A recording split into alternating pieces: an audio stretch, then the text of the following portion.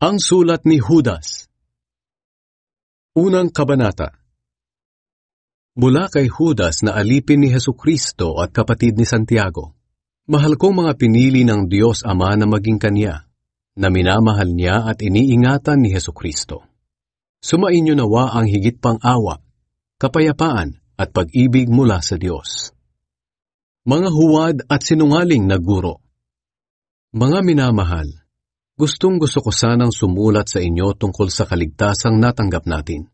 Pero naisip ko na mas kailangan ko ngayong sumulat tungkol sa mga bagay na magpapalakas sa inyong loob upang manindigan sa mga aral ng ating pananampalataya.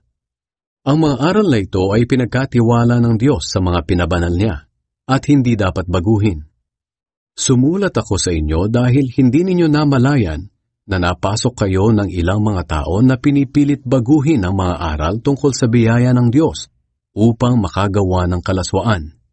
Tinalikuran nila ang ating Panginoong Hesukristo na nagmamay-ari ng ating buhay. Sila'y mga taong walang Diyos na noon pa man ay nakatakda ng parusahan ayon sa kasulatan. Kahit alam nyo na, gusto ko pa ring ipaalala sa inyo na kahit iniligtas ng Panginoon ang mga Israelita sa pagkaalipin sa Ehipto, sa bandang huli ay pinatay niya ang ilan sa kanila dahil hindi sila sumampalataya sa Kanya. Alalahanin niyo rin ang mga anghel na hindi na natili sa dati nilang kalagayan, kundi iniwan ang kanilang lugar. Ginapos ng Diyos ang mga iyon ng mga kadenang hindi mapuputol at ikinulong sa napakadilim na lugar hanggang sa araw na hahatulan sila. At alalahanin niyo rin ang nangyari sa Sodom at Gomora at sa mga kalapit na bayan nila. Katulad ng mga anghel na iyon, gumawa sila ng lahat ng uri ng kalaswaan, pati na ng kahalayan sa hindi nila kauri. Pinarusahan sila sa walang hanggang apoy bilang babala sa lahat. Ganyan din ang mga taong nakapasok sa inyo nang hindi ninyo namalayan. May mga pangitain sila na naguudyok sa kanila na gumawa ng kahalayan sa sarili nilang katawan. At dahil din sa mga pangitaing iyon, ayaw nilang magpasakop sa kapangyarihan ng Panginoon at nilalait nila ang mga makapangyarihang nilalang.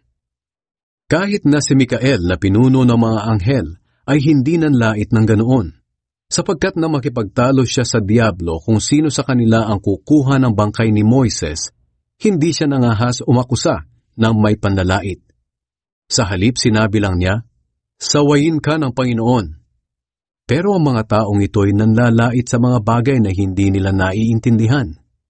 Tulad ng mga hayop na hindi iniisip ang kanilang ginagawa, wala silang ibang sinusunod kundi ang likas na damdamin nila na siyang nagdadala sa kanila sa kapahamakan.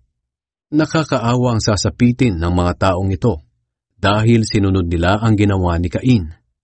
Tinularan din nila si Balaam dahil kahit alam nilang mali ang ginagawa nila, patuloy pa rin nila itong ginagawa dahil nasilaw sila sa salapi.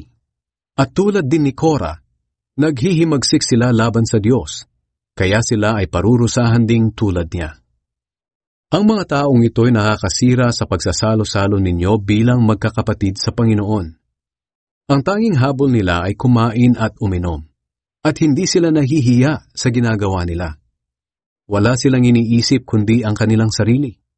Para silang mga ulap na tinatangay ng hangin, pero wala namang dalang ulan. Para rin silang mga punong kahoy na walang bunga sa kapanahunan nito. Binunot pati ang ugat at talagang patay na.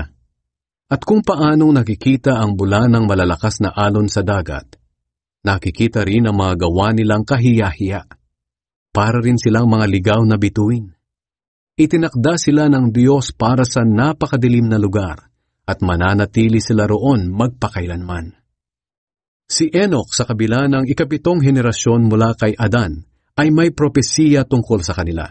Sinabi niya, "Makinig kayo, darating ang Panginoon na kasama ang libu-libo niyang mga anghel para hatulan ang lahat at parusahan ang mga hindi kumikilala sa Diyos dahil sa masasama nilang gawa at masasakit na pananalita laban sa Kanya." Ang mga taong ito na sumasalungat sa katotohanan ay mareklamo, mapagpuna, at ang tanging sinusunod ay ang masasamang hangarin nila.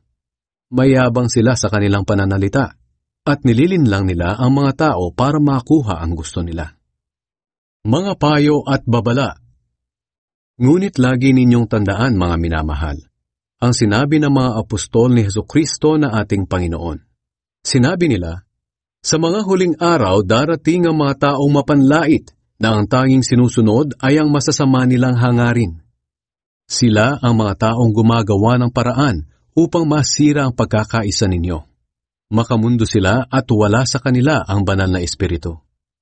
Ngunit mga minamahal, magpakatatag kayo sa inyong banal na pananampalataya. Lagi kayong manalangin sa tulong ng banal na espiritu. Manatili kayo sa pag-ibig ng Diyos habang hinihintay ninyo ang buhay na walang hanggan na ibibigay ng ating Panginoong Hesukristo dahil sa awa niya sa atin. Maawa kayo sa mga nag-aalinlangan. Tulungan ninyo ang iba na maligtas sa kaparusahan, na para bang nagliligtas kayo ng isang bagay na masusunog na. Maawa kayo kahit sa mga taong napakasama, pero mag-ingat kayo sa masasama nilang gawa. Kasuklaman ninyo kahit na ang damit nilang nadumihan ng kasamaan nila. Papuri at pasasalamat sa Diyos. At ngayon, purihin natin ang Diyos. Siya na makakapag-ingat sa inyo upang hindi kayo magkasala, at makakapagdala sa inyo sa kanyang harapan ng walang kapintasan at may lubos na kagalakan. Siya lang ang Diyos at ating tagapagligtas sa pamamagitan ng ating Panginoong Hesukristo. Sa Kanya ang kapurihan, karangalan, kadakilaan at kapangyarihan, mula pa noong una hanggang ngayon at magpakailanman. Amen.